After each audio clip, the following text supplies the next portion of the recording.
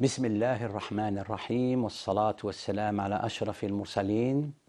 Dear brothers and sisters, we are going to follow the second part of this marvelous story that is written down in the Quran about the Prophet Joseph, Yusuf alayhi salam. In the first part, we mentioned the structure of this surat. We mentioned briefly the aesthetic, high aesthetic dimension of this story. We started also by the dream which is going to be unfolded, the dream of Joseph alayhi salam, which will be unfolded at the end of the surah, of this chapter, where he saw in his vision 11 كوكبا 11 planets and the sun and the moon, orbitating around him, or worship, or bowing, prostrating to him. Then this was the beginning of the ordeal of Sayyidina Yusuf alayhi salam, because the jealousy of his brothers made him they tried to get rid of him, and they put him in the well, and then he was sold as a slave in the market. Then he was put in a family of the governor, when we ended by mentioning that he was one of the great ordeal or hardship he faced was the seduction of the wife of the governor. On this we ended this session. With me, Professor Belghith, we are going to enter to mention the second part of this. Yes. Maybe we can, the two big things are the dreams. He saw another for the second time. On the third time, he saw a dream. And one of the dream which changed the face of Egypt at that time. And the second part also will contain different, what the recollection of the family, or the regathering of the family of Jacob alayhi salam.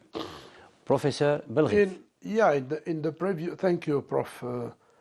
In the previous session, we stopped where the Prophet Yusuf faced the challenge of the seduction of the wife of the governor, who suggested to imprison the Prophet Yusuf to cover her mistake, and really he was imprisoned, and when he was in prison, he spent, I think, a few years there, around 9 years.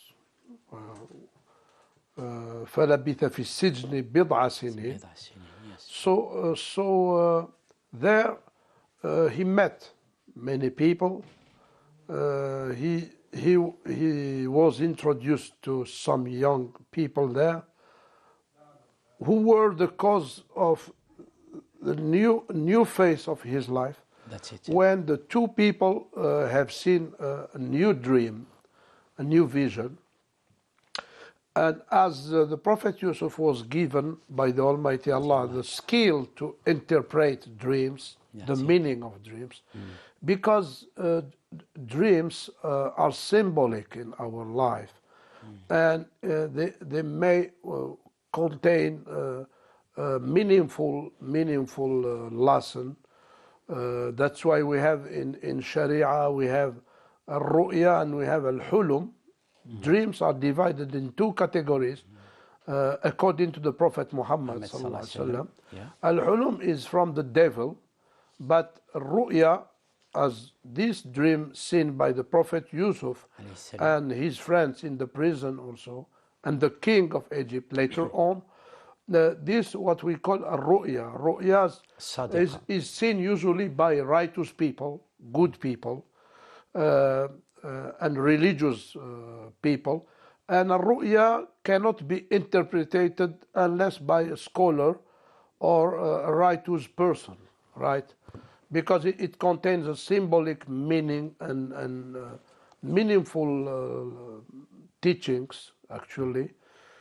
So when the two guys narrated their dreams to the Prophet Yusuf, he gave them their interpretation.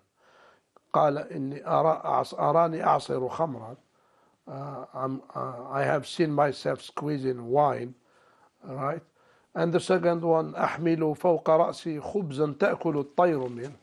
I was having bread on my head, and the birds were eating from this bread. He gave the interpretation of the two dreams to his friends, and that's how it was. That's how it happened later on, because one of them was condemned and one of them was the server of the king, right? But before they left the prison, the Prophet Yusuf asked them to remind the king that he is in prison and he is innocent from what he was accused before, when the wife of the governor accused him, peace be upon him. So that was a second part of, or second phase, or second stage of the life of Yusuf, right? When the server, when the king has seen the dream of the cows, 7 cows eating another 7 cows, and this friend of Nabi Yusuf, the Prophet Yusuf, remembered that he had a friend in the prison called Yusuf, who was able to give a right interpretation, because the scholars of the king were unable to give a right interpretation to the dreams. So when he remembered his friend Yusuf, they called him to come and to give the interpretation of the king's dream. What does it mean? And this is how started the third stage of the Prophet Yusuf's life. Yes, then the thing is that he gained notoriety, because, as you said, the one who survived, because the other was executed. Yes. And it was a true explanation of the dream. Then later on, he was mentioned, but when the king, not the governor, the king, who is the higher dignitary of Egypt, he saw the dream. He was very much disturbed, psychologically disturbed. That what the meaning of this dream, which is, he saw that they were what he said. The king of Egypt said, "I see a vision, 7 cows, whom 7 lean ones devour. They would eat 7 بقرات سمان يأكلهن 7 عجاف و7 سنبلات خضر, on 7 green ears of corn, and 7 others withered. Expound to me my vision, if you are able to interpret." What in the court of the king of Pharaoh, as you said, there were counselors, but there were maybe kohen, people who interpret visions, and then people maybe sources, or they have some knowledge of it. They were they were incapable to interpret this dream. Because interpreting dreams is a skill. Is a skill. And then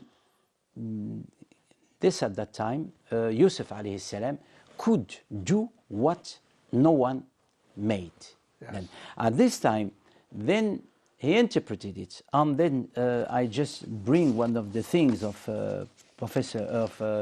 one of the things. He said that the Prophet sallallahu alaihi wasallam was astonished by the answer of the patience, endurance of Yusuf alayhi salam. He said he was in prison, and he told this from the prison. He could have asked a price for this. Said, get me out of the prison, I will interpret the dream. He didn't. And at that time, the person, why there was psychological elements, the person who was the servant, he wanted to bring the, what you say, the evidence. Not the evidence. He wanted to present himself that he's giving the dream, explaining the dream. He boasted from this. But later he said to the prophet, he said, that is Yusuf alayhi salam. The king. Alors, not only this, there is another thing, is that Yusuf alayhi salam, he didn't only explain the dream. He gave other he said, he brought other elements in the dream. He said the way how to go out. He said this is a famine. He said it is the famine in Egypt. And he said will be the famine in Egypt. And that the famine, يعني drought, يعني راح يكون يعني الجفاف in Egypt. And then he said, go the predicament to this, how to deal with this. تزرعون 7 سنين دأبا فما حصدتم. You have to have for 7 years there will be large rain, and there will be abundance. But later there will be 7 years of drought or famine. And he said you have to keep the grain in the silo, to keep the grain in the protected, and then you will preserve your country from the famine. Professor? Yeah, maybe we can summarize here that the Prophet Yusuf was in prison when he was asked to interpret the dream. Yeah. First of all, the Prophet Yusuf he was able to refuse to give the interpretation unless they take him out from the prison. But no, he didn't do that. He didn't use speculation and monopolize his knowledge and his skill, the skill he had in interpreting the dreams. But he gave the knowledge he had, right, especially when it is a matter of saving a country or saving a human life. That's it. Then his interpretation has shown that the dream was very meaningful because it was about the crisis which will be faced by Egypt at that time. And in his interpretation, we will see that he gave advice to follow some steps. قال تزرعون 7 سنين دأبا. تزرعون, verb here in a present tense, which means that you have to work very hard. Work. If you want to overcome any crisis, especially a famine or an economic crisis, you should motivate people to work very hard. قال تزرعون 7 سنين دأبا. دأبا in Arabic means a hard work. First of all, work. If you want any country, if we want our country to overcome a crisis, right, we should motivate people to work and to consider working hard as a worship way. Second thing, تزرعون 7 سنين دأبا فما حصدتم فذروه في سنبله إلا قليلا مما تأكلون, which means a second thing, second lesson, advice, which is avoiding wastage. فما حصدتم, whatever you take from the grain, the cultivation, the crops, you should preserve them. فذروه في سنبله إلا, except what you need to eat. That means avoid wastage. So we have to face here the surah, the chapter, maybe the miracle of this surah is that it is showing to us on 2023 what are the steps we should follow to overcome any economic crisis, any famine, right? Working hard, motivating people to work hard, considering work as ibadah, as worship. Second thing, avoiding wastage, تبذير. ولا تبذر تبذيرا. In another surah, Allah mentions in surah, the chapter of Al-Isra, ولا تبذر تبذيرا. وكلوا واشربوا ولا تسرفوا in the chapter of Al-A'raf.